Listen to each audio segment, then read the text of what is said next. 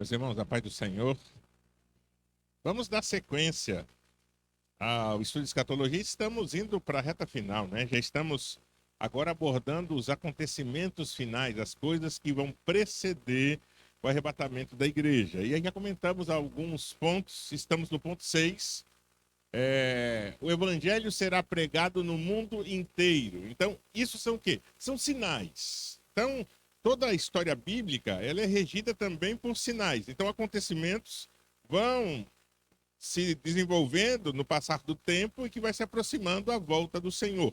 Então, esses sinais, alguns já estão acontecendo, ou a maioria deles já estão acontecendo. E aí nós, como Igreja do Senhor, temos que estar preparados para esse momento. Então, ponto 6. O evangelho será pregado no mundo inteiro. Abra sua Bíblia em Mateus, capítulo 24, e vamos ver o verso 14. Mateus, capítulo 24, verso 14. Semana retrasada, semana passada não tivemos, que teve o sepultamento de nossa irmã Lalu. Semana retrasada nós falamos que tinha...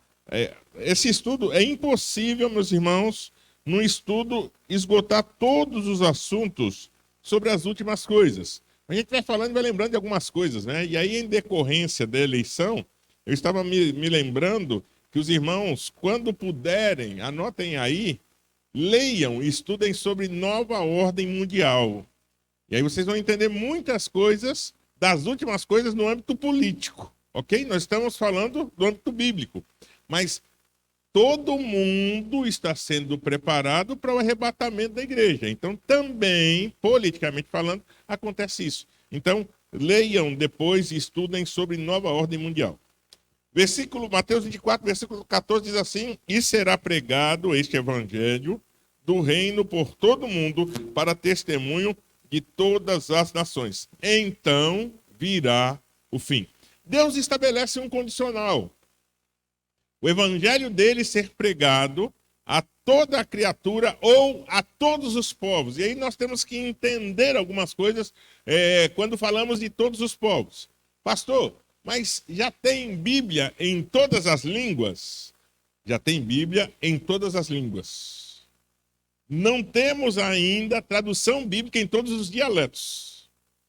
Então há uma diferenciação entre língua original e dialetos. Então, por exemplo, aqui no Brasil não. Aqui no Brasil nós falamos o português. Outras línguas ou outros idiomas são opcionais. Eu posso ou não aprender inglês, eu posso ou não aprender o espanhol, que são opcionais. Mas se você pega, por exemplo, uma tribo da África, ele vai falar o idioma dele, forçosamente, ele vai falar o inglês e o francês, e ainda tem os dialetos das tribos. E aí os dialetos, meus irmãos, é a perder de vista. Então, o que já tem? Já tem quase em todas as línguas já tem a Bíblia, ou parte da Bíblia traduzida nas línguas, e nos dialetos já tem muitos dialetos. Contudo, e aí é quando acontece uma dificuldade. Por exemplo, na década de 90 se descobriu no Brasil, na Amazônia, uma tribo que nunca tinha tido contato com o ser humano. Brasil. Então aí os irmãos imaginam, e nós pegamos, por exemplo, vamos pegar aí o Amazonas, a partir de Tocantins, tá? Os irmãos moram no Nordeste e muitas vezes não têm a dimensão do que é o Centro-Oeste. Centro-Oeste você pega, meus irmãos, e se os irmãos, porque aqui você sai, por exemplo, se pegar Recife, vamos pegar de Recife para o Cabo. Você vê algum clarão sem casa? Você vê que os bairros já se juntaram. Se você pegar daqui para Alagoas, terra da nossa irmã Cíntia, praticamente também não tem mais espaço vago. São poucos espaços de terra.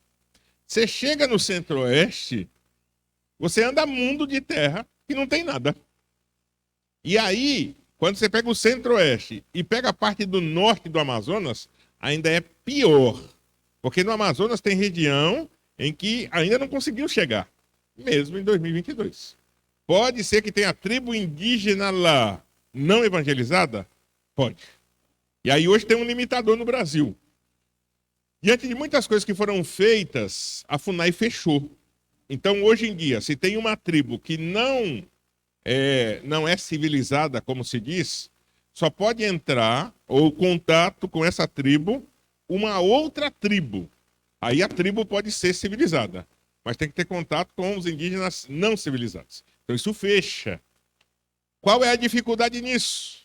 Quando se conhece ou se descobre um povo que tem desse daí, o dialeto dele você tem que fazer o quê? Conhecer os termos desse dialeto. E aí trazer a linguagem bíblica para esse dialeto. Como é que isso é feito? Em algumas tribos da África, Deus não fala ao coração. Por quê? Qual é para nós, povo ocidental, o centro dos sentimentos? Coração. Para algumas tribos africanas, o centro dos sentimentos é o estômago. Então, a nossa tradução diz que Deus fala ao... Na Bíblia deles, diz que Deus fala ao estômago. Porque só assim eles vão entender que Deus está falando ao mais profundo da alma deles. Então, o desafio dos centros linguísticos é trazer a realidade bíblica para aquele povo, para que eles possam entender. E aí, a base de qualquer centro de tradução é o quê? Aquela parte de Tiago e Eunuco. Entendes tu que lês? Então, a Bíblia, quando ela é traduzida, é para que as pessoas que leiam possam entender. Então, tem alguns termos que vai diferenciar? Tem, porque vai falar a realidade daquele povo que está escutando a palavra. Então, o grande desafio aqui do evangelho ser pregado no mundo inteiro não são nas grandes regiões. Porque em todas as grandes regiões a palavra já chegou. Aonde está o desafio? Aos povos não evangelizados. Aí a pessoa fala assim, pastor, mas tem os muçulmanos. E aí a gente tem que fazer um adendo. Tem já, meus irmãos, Bíblia e porções bíblicas para o povo muçulmano. Por quê? O problema deles não é que o evangelho não chega. O evangelho chega, mas eles matam. É diferente. A esses, o evangelho ainda não chegou. Então aí o desafio da igreja, nós como igreja, é exatamente preparar pessoas para isso. E aí não é um preparo, por exemplo, de seminário. Quem vai estudar linguística vai para um lugar separado e passa o dia todinho estudando uma série de idiomas. Começa o inglês, o espanhol, depois do inglês, o espanhol. Aprende-se muitas vezes o alemão, e aí do alemão vai aprender muito latim, muito grego, muito hebraico, e aí vem os dialetos locais. E aí você consegue pegar das línguas originais para o povo, aquele povo específico. Então, aqui está um dos grandes desafios ainda para a igreja do Senhor. Por quê? Porque para que o evangelho possa chegar, ou pode até chegar o evangelho, tá? O evangelho tem que chegar, mas depois que o evangelho chega, a importância de ter uma porção para aquele evangelho ficar sendo difundido. E aí nós voltamos aí à situação política. Quando, em qualquer parte da história em que uma nação queria matar para reiniciar uma história, o que eles faziam? Juntavam nas praças e queimavam os livros. Por que queimar o livro? A história. E aí, todas as vezes que a gente estuda em história, fala assim, olha, a dominadora chegou tal e queimou todos os livros. O que ele estava tentando ali? Acabar com aquela parte da história e reiniciar novos escritos. Por isso que eles queimavam. Então, a importância de ter uma tradução bíblica ou uma porção bíblica na língua materna é por quê? Para que as pessoas daquela tribo ou daquela região possam entender aquilo que está lendo e Deus falar diretamente ao coração daquelas pessoas.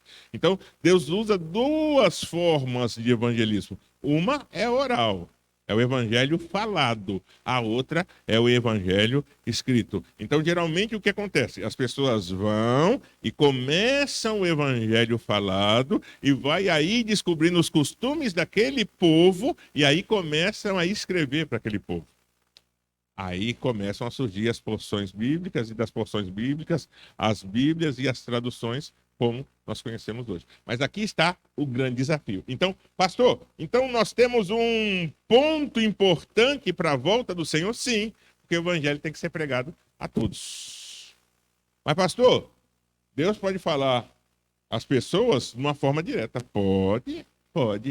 Mas Deus deu uma tarefa à igreja. Qual é a tarefa da igreja? Ide Isso não é tarefa do Espírito Santo, não. Isso é tarefa da igreja. Quem tem que pregar o evangelho somos nós. O trabalho do Espírito Santo é o quê? Convencer o homem do pecado, da justiça e do juízo. Por isso que é desafiador. E aí nós começamos a entender algumas coisas. Por exemplo, hoje já se estuda nos seminários as missões transculturais fora e missões urbanas. Porque o que se descobre? No nosso mundo aqui, nós somos divididos em tribos também. Tribos modernas. Mas tem uma linguagem. Por exemplo, você vai conversar com um sertanejo. É uma linguagem. Você vai conversar com um surfista. É uma linguagem. Você vai conversar com um roqueiro. É uma linguagem. E aí a igreja tem que se preparar também para essa diversidade de povos que estão convivendo conosco. Pastor, e tem povos desse jeito que são não alcançados? Todas as tribos fechadas, sejam elas indígenas, africanas ou urbanas, têm uma linguagem própria. E muitas vezes a igreja não está conseguindo alcançar essa linguagem. Então esse é um grande desafio para a igreja do Senhor. Próximo ponto. O Espírito será derramado sobre o povo de Deus. Abra sua Bíblia em Atos, capítulo 10. Não vamos ler todos os versículos, que é muito grande essa passagem. Vamos ler alguns versículos, depois, em casa, você lê o restante desta passagem. Atos 10, versículos de 17 a 43. Em casa, na verdade, leia até o 48, tá? Eu anotei até o 43, mas em casa leia até o 48. Tá. Ah, obrigado, irmão Jesus. Eu olhei de relance, eu vi 43, viu? Mas então, tá ali, tá certo, errado estava eu. A partir do versículo 17, olha o que diz. Enquanto Pedro estava perplexo sobre qual o significado da visão, eis que os homens enviados da parte de Cornélio, tendo perguntado pela casa de Simão, pararam junto à porta e, chamando, indagavam se estava ali hospedado Simão, por sobrenome Pedro. Enquanto meditava Pedro acerca da visão, disse-lhe o Espírito: aí estão dois homens que te procuram. Lembra dessa passagem? Pedro tem uma visão de um lenço, e no lenço estava cheio do quê? De animais do quê? Impuros. Para o judeu, meus irmãos, comer carne de porco, por exemplo, até hoje eles não comem. Por quê? Porque é uma carne impura. Aonde está isso? Velho Testamento. Deus coloca condições. Olha, você pode comer tais coisas, tais. Tais coisas vocês não podem comer, não pode. Então, no Velho Testamento, ou para o povo judeu, carne de porco é uma carne impura. Ok? Pedro era o quê? Judeu. Deus estava querendo que ele anunciasse o evangelho para quem? Para os gentios. Aí a resistência de Pedro era o quê? Espera aí, o evangelho foi dado e não para eles. Aí Deus dá a visão. Quando dá a visão, vem, desce o lenço, e o que estava no lenço? Cheio de carne, toda impura. Tudo que judeu não... E aí quem manda Pedro comer? O anjo. E o anjo era enviado por quem? E o que Pedro fez? Posso não. É impuro. Mas vê como é interessante que essa resistência também é nossa. Igualzinho. Nós, Igreja do Senhor, temos esse mesmo tipo de resistência. Por quê? Porque nós, mas gente, nós vamos fazer isso, vamos fazer aquilo, vamos fazer aquilo outro. Mas, meus irmãos, quem é que são enviados? Se nós não formos, quem é que vai? E aí a lição aqui é exatamente essa. Se a igreja que tem a palavra de vida não for, quem é que vai? E aí muitas vezes nós, como igreja do Senhor, nos limitamos, mas Deus não quer isso. Claro, pastor, então a igreja vai sair assim desembestada? Não, Deus vai dar a orientação. Por exemplo, quando nós começamos o trabalho de Buíque como igreja, chegávamos lá, o que mais tinha dentro da casa do pessoal de Buíque? Era no teto. era no sofá, era na mesa, era no quarto. Teve uma casa que tinha imagem até no banheiro. Foi Jesus da glória. Aí uma irmã chegou para mim e falou assim, pastor, quando se converter, vamos quebrar? Eu falei, a gente quebra a imagem e eles nos quebram. Entendeu? A imagem ia fazer o que contra nós? Nada, deixa ela lá.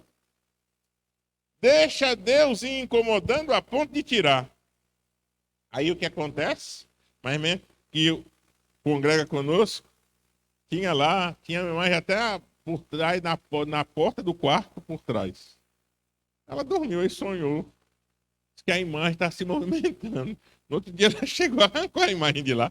Deus que faz isso, meus irmãos. A gente precisou quebrar alguma coisa, queimar alguma coisa, um mal-estar. Não. Então Deus vai dando sabedoria. Deus quer nos mostrar que nós somos enviados. Isso é desafio para nós. Então Deus ainda hoje levanta a igreja para desenvolver o papel evangelístico. Esse é o papel evangelístico da igreja. E aí, meus irmãos, veja, é natural nosso. E aí, qualquer igreja, independente de denominação, temos essas características. Quando está pequena, a gente evangeliza. Por que a gente evangeliza muito quando é pequena? Porque quer crescer. Depois que cresce. Porque naturalmente as pessoas começam a vir. Naturalmente. Eu conheci um professor, conheço, ele está vivo, um professor do seminário que falava assim: a igreja evangeliza muito até mais ou menos 200 membros.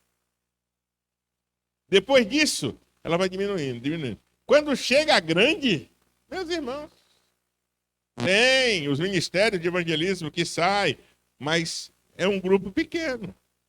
Porque imagina se todos nós que estamos aqui estivéssemos envolvidos seriamente com o evangelismo. Abalava a cidade de Ponte dos Carvalhos. Aí muita gente, mas na igreja tem um ministério, mas não. Deus está dizendo que nós, como corpo, todos nós, é um ministério que é geral para toda a igreja. Mas aí nós, muitas vezes, mas né? Para quê? A gente chega, as pessoas estão vindo. Mas não podemos esquecer que mesmo que as pessoas venham, é papel da igreja ir. É papel da igreja avançar. É papel da igreja cada vez mais anunciar o reino de Cristo. Uma pessoa me questionou por que Monte Hermon, diferente de outras denominações, não tem denominação, olha, extensões espalhadas em toda a Ponte dos Carvalhos. Olha, que Ponte dos Carvalhos está cheio de igreja. Conta na sua rua quantas igrejas tem. Na rua do Poli ali, tem 1, 2, 3, 4 igrejas. Só na Rua do Poli. E a Rua do Poli é uma rua pequena. Em vista de outras ruas que tem em Ponte dos Carvalhos. Se a gente pegar essa aqui, ó, Oscar Francisco de Lima, essa daqui. Conta quantas igrejas tem aqui. Para que a gente vai abrir mais extensão aqui dentro? Aí vou dar um exemplo. Escada, Terra de Ailton. Tem quantas igrejas batistas nacionais em Escada, Ailton?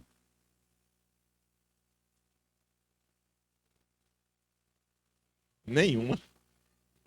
Batista Nacional nenhuma. Tem a primeira Batista de Escada, que é a Convenção Batista Brasileira, e segunda, que é da Convenção Batista Brasileira. Não tem uma igreja Batista Nacional em Escada. Quantas igrejas Batista Nacional tem em Palmares? Nenhuma. Então, por que ao invés de a gente abrir uma extensão aqui, a gente não abre em Escada?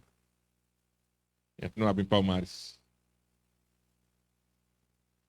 Entenderam?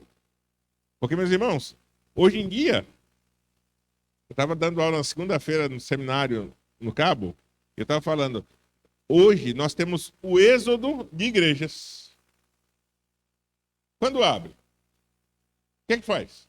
Um grupo que está em X vai para Y. Mas quantos se converteram de fato? Ou está sendo só transferência?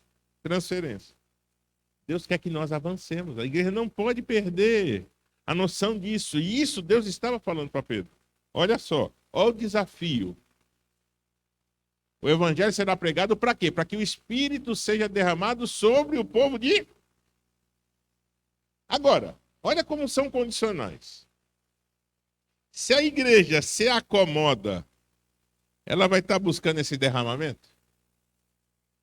Para quê? Gilson?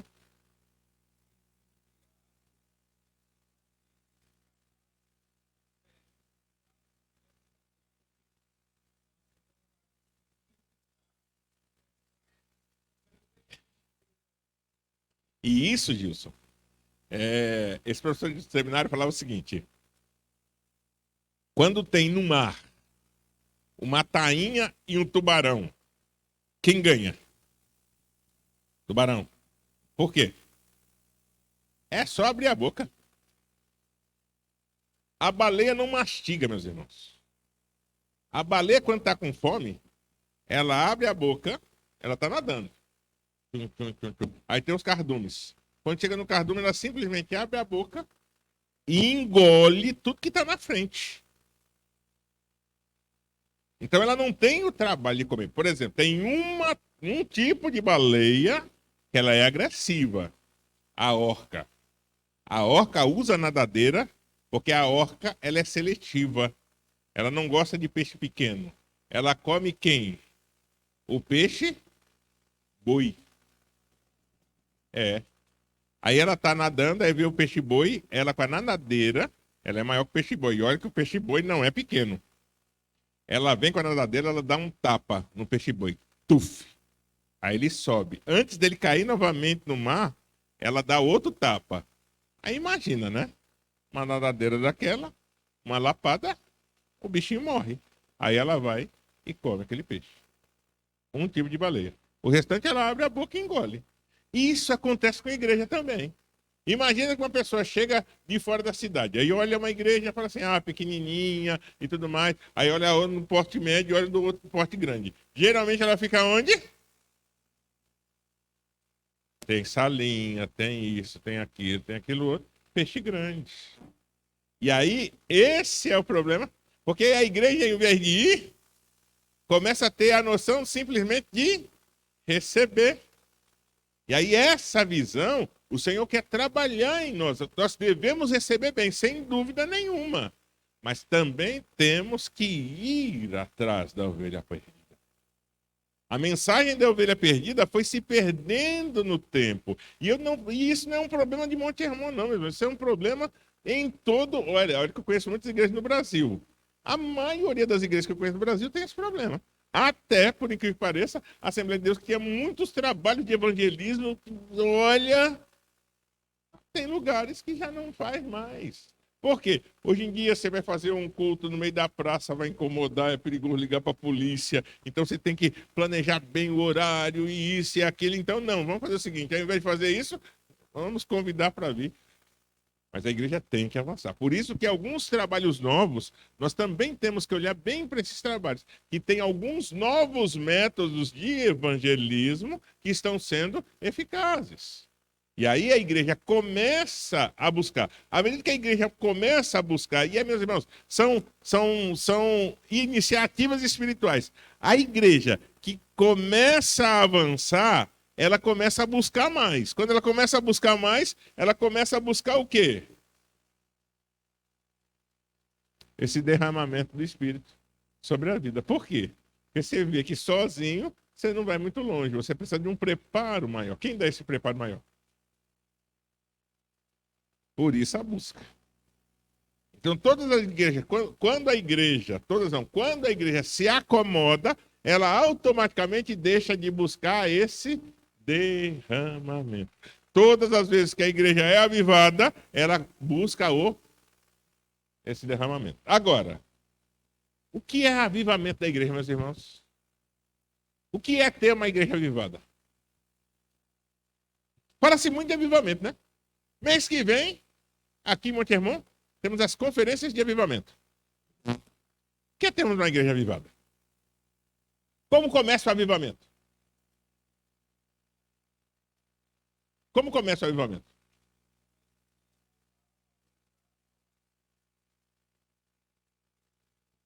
Muitas vezes Ah, olha, a igreja avivada é aquela que está indo. Não, não. O avivamento, meus irmãos, começa sempre pelo retorno à palavra, busca, estudo, pesquisa, mergulhar, se aprofundar. Palavra. Sabe por quê? Meus irmãos, poder de Deus é uma bênção. Ser cheio é uma bênção. Falar em línguas é uma bênção. Ser usado por Deus é uma bênção. Profetizar é uma bênção. Mas são dons. O que gera raiz é palavra. O que gera firmeza é palavra. O que gera firmeza espiritual é conhecimento da palavra. Aí sim, a consequência do estar bem preparado pela palavra vem o enchimento espiritual. Sabe por quê, meus irmãos? O enchimento espiritual, e gravem isso, o enchimento espiritual por si só não se sustenta. O enchimento espiritual por si só é igual balão. O que é o balão? Todos nós aqui já fizemos festa. Irmã Cíntia até hoje faz festa. Ela tem que encher balão. Ela tem a bombinha, graças a Deus. Muitos de nós enchemos balão como? No bico. Tchá, tchá. Não era? Aí o balão enchia. Toda a família tem menino. O que o menino fazia com o balão, com a bexiga quando estava cheia?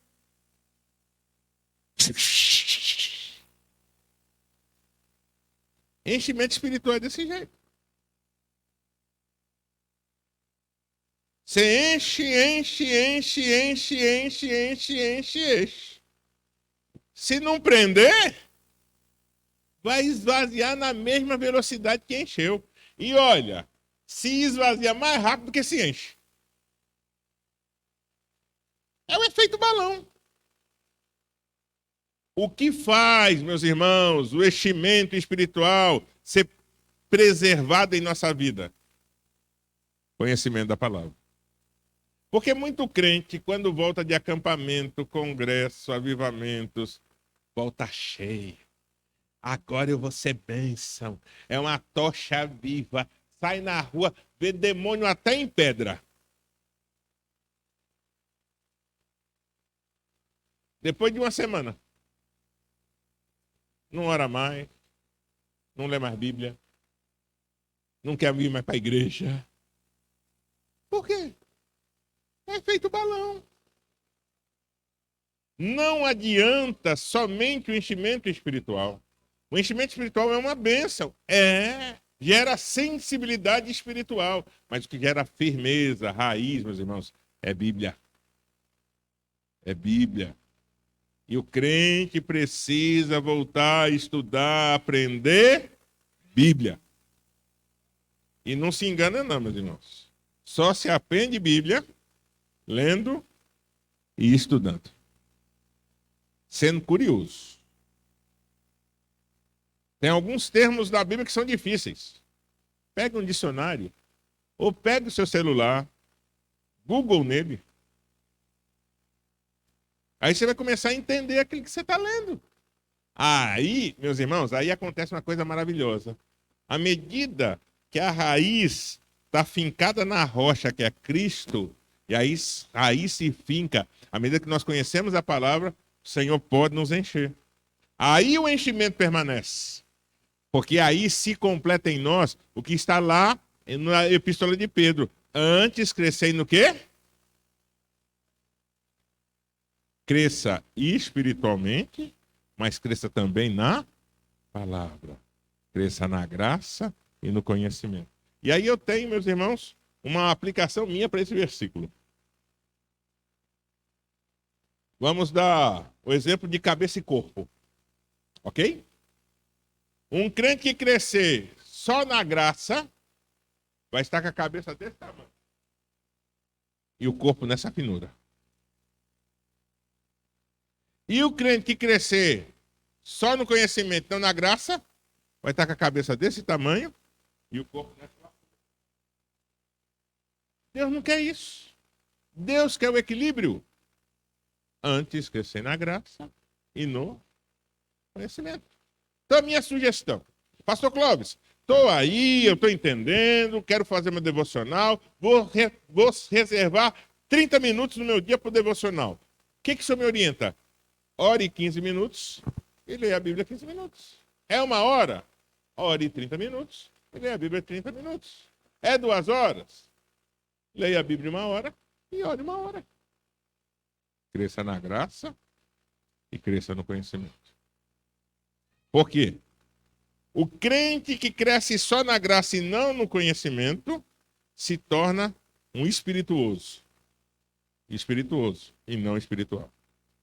É aquele crente que vê anjo em tudo e crente que vê demônio em tudo. Cuidado com esses.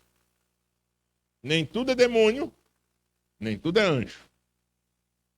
Também aquele crente que cresce só no conhecimento, fica extremamente irracional e não crê nada no espiritual. Também está errado. Deus quer o equilíbrio das duas coisas. Eu entender que a realidade espiritual existe e eu faço parte dela. Mas que também eu preciso ter o conhecimento bíblico. Porque o conhecimento bíblico é o que gera firmeza na minha vida diante do Senhor. Então, o avivamento sempre vai iniciar pela volta do crente à leitura da palavra. À medida que o crente começa a ler a palavra, ele sente necessidade de orar. Sabe por quê? Porque muita gente lê a palavra e não entende. Aí o Senhor nos força a orar. Que a gente começa, Senhor, gera entendimento, gera entendimento. Aí você começa a entender que as duas coisas têm que andar juntas. Aí Deus vai avivando o crente. Pastor, mas eu não sei ler. E agora? Já tem Bíblia em áudio. Já tem Bíblia em áudio no celular. Baixa aplicativo de Bíblia. Todo aplicativo de Bíblia tem lá a Bíblia em áudio. Não sabe ler? Ouça. A fé vem pelo ouvir. E ouvir o quê? Não é TikTok, não. Não é Kawaii. É ouvir o quê? Palavra. Palavra. Palavra. À medida que o crente volta-se para a palavra, aí o avivamento vem. E aí, um avivamento que gera crescimento. Meu pastor falava, cuidado com as bateções de lata. Quando a propaganda, não tem um ditado que diz que quando a oferta é muito grande, até o cego desconfia? Então, cuidado. Com muita propaganda, olha, cuidado. Bote para a palavra. Que aí vem avivamento de verdade. Deus começa a usar verdadeiramente os crentes em Jesus Cristo. Meus irmãos, e isso, meus irmãos, é para cada um de nós. Isso é promessa de Deus para nós. Velho Testamento, essa é uma realidade para reis, profetas e sacerdotes. Novo Testamento, essa realidade é para todos nós que temos a Jesus Cristo como Senhor e Salvador de nossas vidas. Basta que nos coloquemos diante do Senhor com essa disponibilidade e Deus certamente vai estar nos avivando. Seguindo. Então, os irmãos percebam. A volta do Senhor se aproxima? Sim, se aproxima. Todo o sistema mundial está sendo preparado para isso. Sim. Mas algumas coisas têm que acontecer. Pastor, mas a gente olha lá em Apocalipse, fala das 7 igrejas, e o último tempo da igreja, igreja de Laodiceia. Qual era a característica da igreja de Laodiceia, meus irmãos? Qual era a característica da igreja de Laodiceia? Laodiceia era uma igreja o quê? Morna. Aí Deus dá definição. A igreja morna é aquela que não é o quê? Nem fria, nem quente. E aí Deus estabelece o juízo.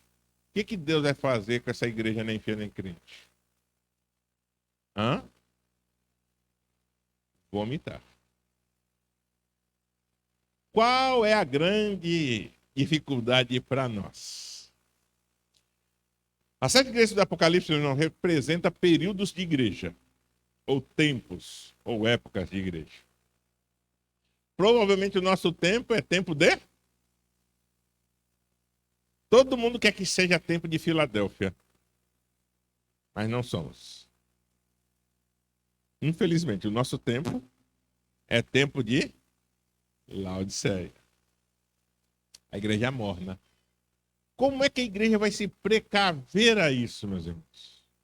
Ensinando o crente a palavra e ensinando o crente a ter e buscar experiência com Deus. Aí os irmãos entendem o porquê dessa dificuldade. Daí o crente começa bem, aí desanima, aí pega e... Não, Deus quer dar constância espiritual na vida do crente. Constância. À medida que o crente tem constância na presença do Senhor, é evitado essa vida de mormidão diante do Senhor. Por que Deus vai vomitar o morno? Porque, meus irmãos, o que é o crente morno? É aquele que não consegue vivenciar a realidade de Deus na sua vida, mas também não vivencia a realidade do mundo. Está na igreja, mas não está na igreja. Esse Deus vomita. E aí, eu tive um professor que ele falando sobre isso, falei, rapaz, ele fez uma explanação interessante. Ele falou assim, o crente morno, ele não aproveita nem da presença de Deus e nem aproveita das coisas do mundo. Só que, quando aconteceu o arrebatamento, ele sobe.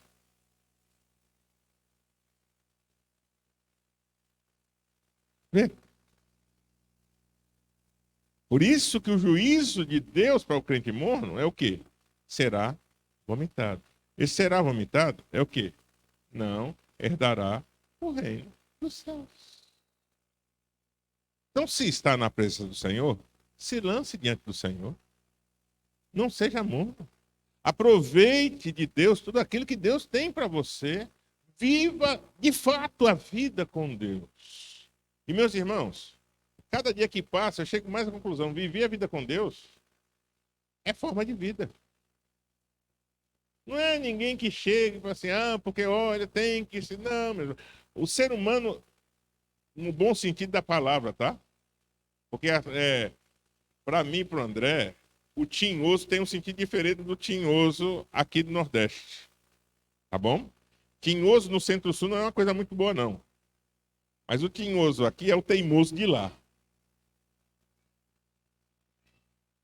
Então, o que Deus quer que nós evitemos? Essa teimosia. Né? Não, para quê? Se lance diante do Senhor e deixa Deus fazer na sua vida aquilo que Ele quer fazer.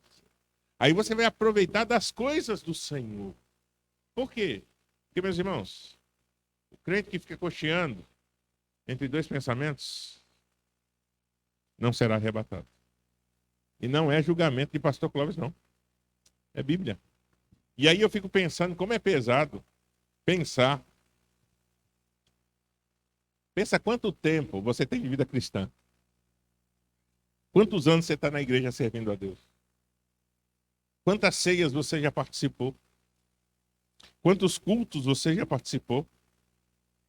E imagina tocar a trombeta e você não subir. Veja como é pesado.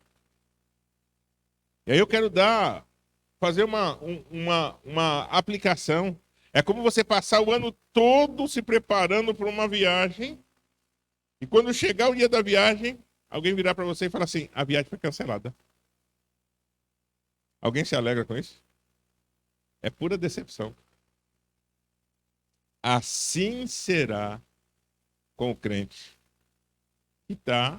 que ouviu, que cantou, que apresentou e na hora ficou. Então, vale a pena se lançar diante do Senhor. Vale a pena viver esta vida avivada na presença do Senhor. Mas aí a Bíblia, meus irmãos, depois das situações que preparam, né, o caminho para a volta do Senhor, fala diretamente sobre arrebatamento. E quais são os pontos que a Bíblia destaca sobre o arrebatamento? Primeiro, os crentes devem estar prontos. Como é que o crente tem que estar? Como tem que estar? E se tocasse a trombeta agora, você estaria pronto?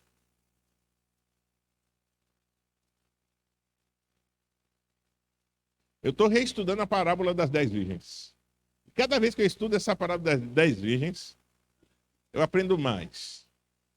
Quem tinha a lamparina? As 10. Quem saiu com as lâmpadas, as lamparinas cheias? As 10. Quem estava esperando o noivo? Quem foi para o lugar que tem que esperar o noivo? Tudo igual. Mas tem um ponto de diferença. 5 dormiram. E 5 estavam prontas. Levaram reserva. Essa passagem, meus irmãos, é uma grande lição para nós. O Evangelho de Cristo é dado a todos nós. A unção de Deus é dado a todos nós. A visitação de Deus é dado a todos nós. Mas nem todos buscam. Nem todos querem. Nem todos se dispõem. 5 prudentes, 5 loucas, honestas ou imprudentes. Então Deus está falando para nós, olha, o crente tem que estar pronto e esperando outra coisa. Tem pessoas que estão pregando que o arrebatamento não irá acontecer. O arrebatamento é bíblico? A Bíblia diz que vai ter arrebatamento.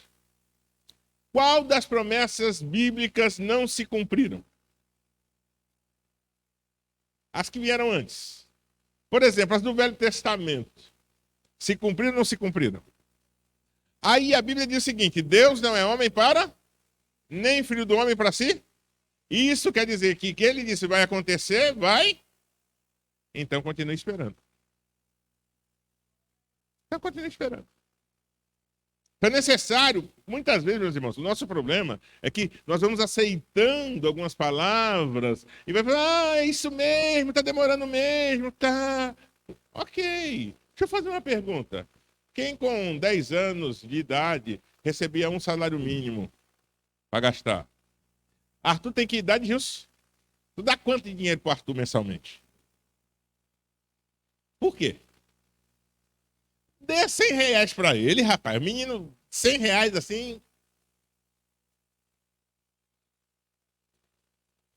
Sabe por quê? Gilson sabe como dá trabalho ganhar 100 reais. Arthur sabe. Se Arthur receber 100 reais, o que ele vai fazer? Na melhor das hipóteses. Mas, olha, ele gosta daquele... Como é que é aquele negócio que eu detesto, aquele molegão assim, que o pessoal... Enfim, não gosta, graças a Deus. Graças. Ele vai gastar 100 reais no fini. Não. Mas a Moeba ele gosta. O que ele gosta? Meu Deus do céu. Ele vai comprar a coleção todinha de Hot Wheels. Vai coletar a coleção todinha. Vai ser Hot Wheels que justo para pisar em casa. Tanto Hot Wheels. Por quê? Meus irmãos, Parto, qual é o valor de 100 reais? Agora, se alguém chegasse para você e falasse assim, olha, eu senti de Deus, toma 100 reais hoje. Quem ia recusar aí? Levanta a mão. Por que a gente não recusa? Sabemos o valor.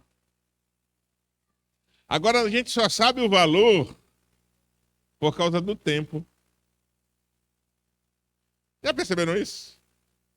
A gente só sabe o valor por causa do tempo. Quem começou a trabalhar aí na adolescência, por favor, levanta a mão. Na adolescência.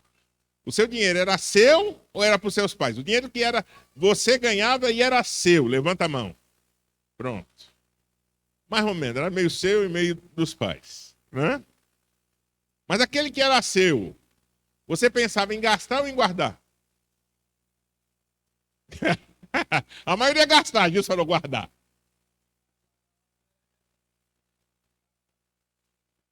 Tá aí.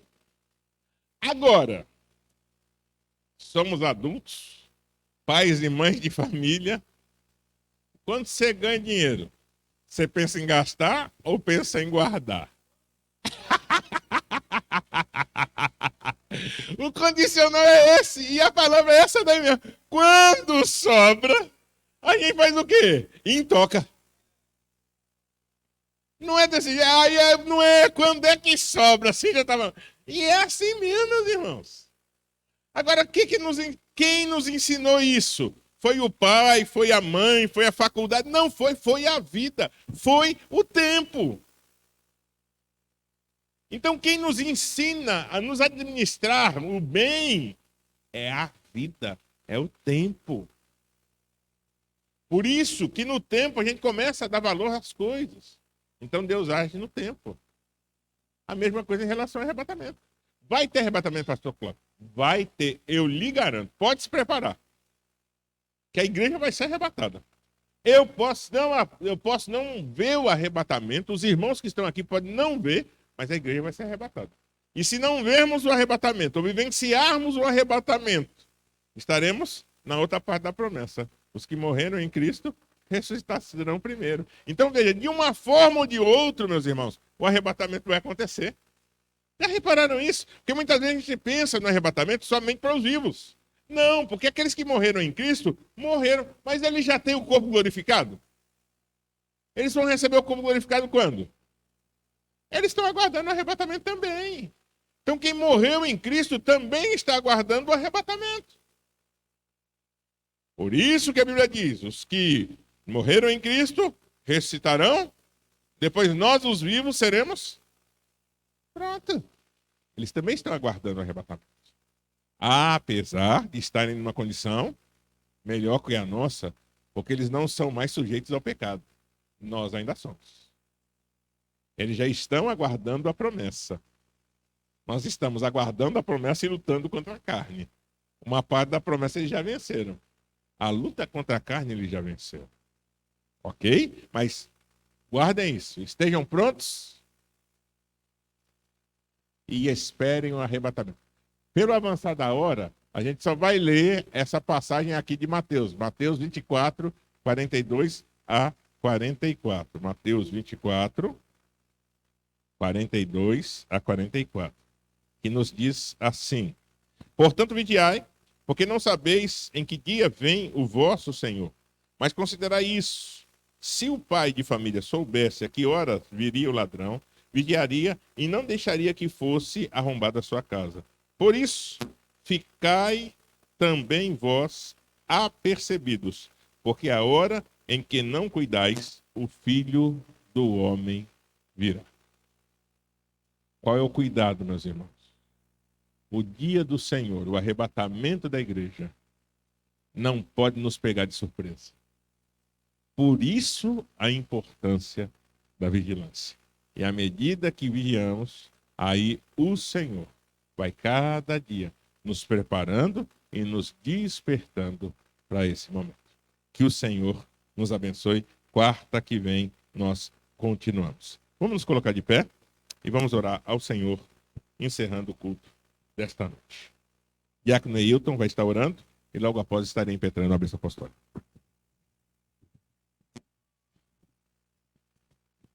Pai do Senhor, meus irmãos, maravilhoso Deus, glorioso Pai, nós queremos louvar e engrandecer, exaltar o teu santo nome, Senhor, porque sabemos, ó Pai, que a tua promessa será cumprida, ó Deus. Por isso te pedimos, através do teu Espírito Santo, que nos prepare, nos ajude a cada dia de nossas vidas, Senhor, a cada momento, para que possamos a cada dia meditar na tua palavra, entender a tua voz, Senhor Jesus, e cumprir, Senhor, o ID que o Senhor propôs para cada um de nós, Senhor. Ó Senhor, nos ajuda, porque sozinho nós não conseguimos fazer, nós necessitamos de Ti, Senhor, dependemos de Ti, ó Pai, e sabemos que o Senhor coloca a Sua palavra aos nossos corações, para que possamos transmitir àqueles necessitados, ó Pai, aqueles que não entendem a Tua palavra, Senhor. Possamos estar preparados também, Senhor Jesus, para a Tua vinda, ó Deus, para esse conto maravilhoso, Senhor, nas alturas contigo, Senhor. Ajuda-nos, ó Pai, para que possamos, Senhor, cada dia estarmos preparados. Se cada um de nós, ó Pai, aqueles que não puderam chegar esta noite, também aqueles que estão indo ao trabalho agora ou chegando, Senhor, Ajuda-nos, ó Pai, para que possamos chegar em nossas casas hoje debaixo da tua santa proteção, da noite de paz e um sono repousador em tua presença. E em nome de Jesus, que nós te pedimos e agradecemos. Amém. Estenda suas mãos, que a graça do nosso Senhor e Salvador Jesus Cristo, que o amor de Deus, nosso Pai, e as eternas consolações do Espírito Santo do Senhor sejam sobre todos nós, desde agora e para todos sempre. Amém e amém. Cumprimente o seu irmão e vamos todos na paz, na bênção e na graça do Senhor.